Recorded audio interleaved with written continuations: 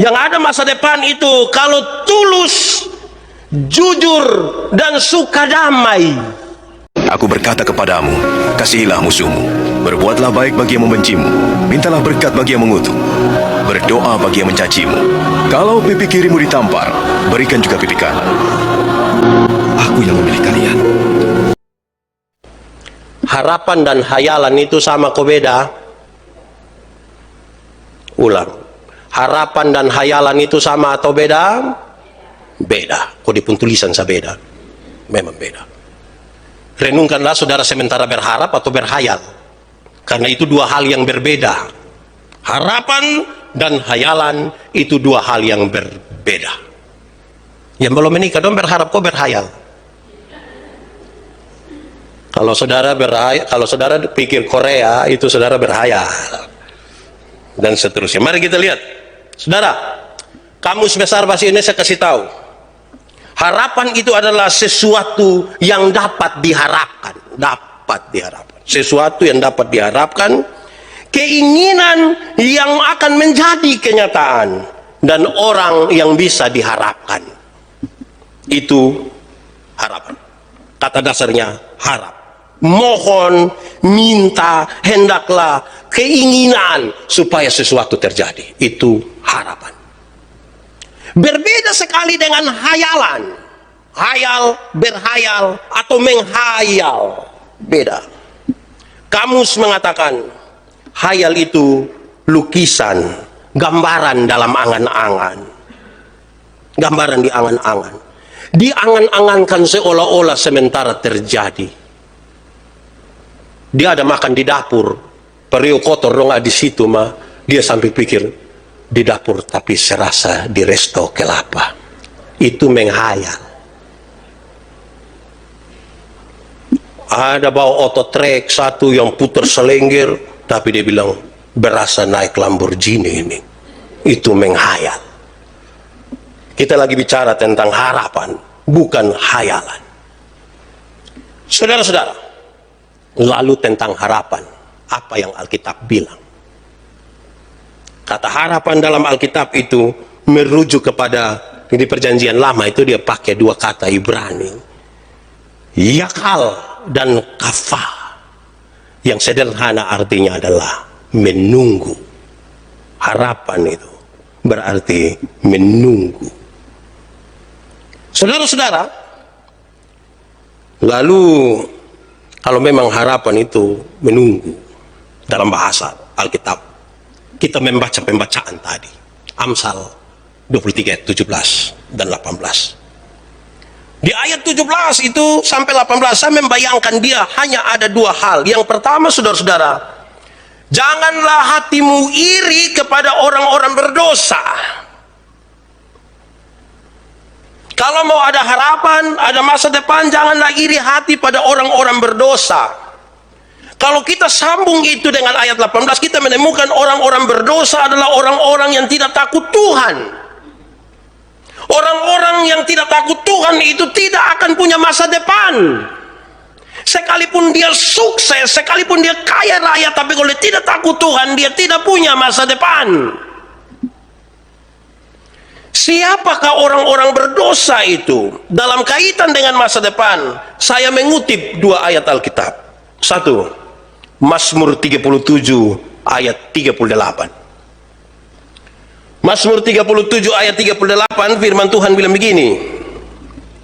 Tetapi pendurhaka, orang yang pendurhaka akan dibinasakan bersama-sama dengan masa depan orang fasik.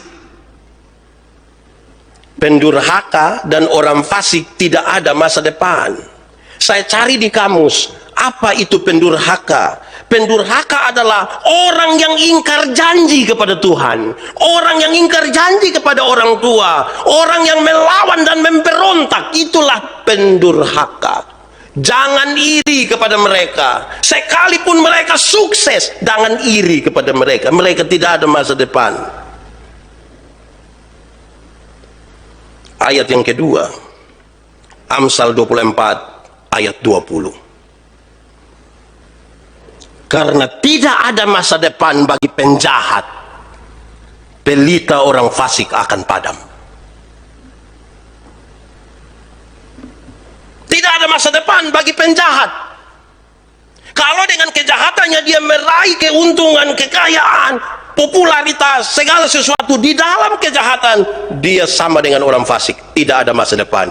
Jangan buang-buang waktu, buang pikiran dan tenaga untuk iri hati dengan dia. Jangan. Kita justru kehilangan masa depan. Kita kira Tuhan yang tidak siap, tapi karena iri hati kita pada orang berdosa, kita menghilangkan masa depan sendiri.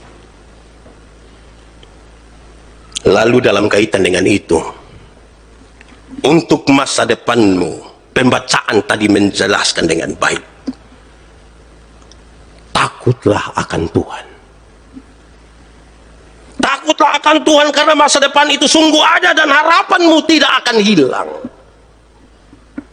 Masa depan ada, harapan tidak akan hilang kalau kita takut akan Tuhan. Saya kutip 2 ayat juga untuk menegaskan bagian ini. Mazmur 37 ayat 7. Mazmur 37 ayat 7 firman Tuhan bilang begini, perhatikanlah orang yang tulus. Boleh kita baca sama-sama, 1, 2, 3. Perhatikanlah orang yang tulus dan lihatlah kepada orang yang jujur, sebab pada orang yang suka damai akan ada masa depan.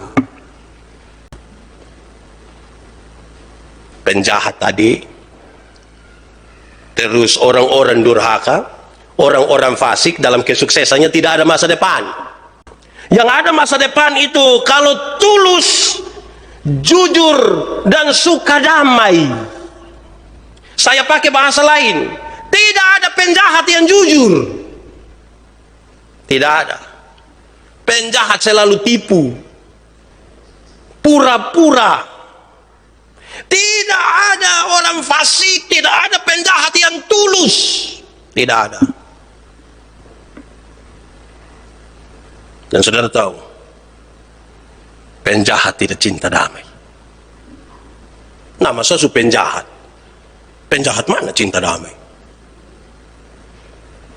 Tidak ada. Kalau begitu pesan ini menjadi kuat sekali. Mau ada masa depan? Masa depan di dalam Tuhan.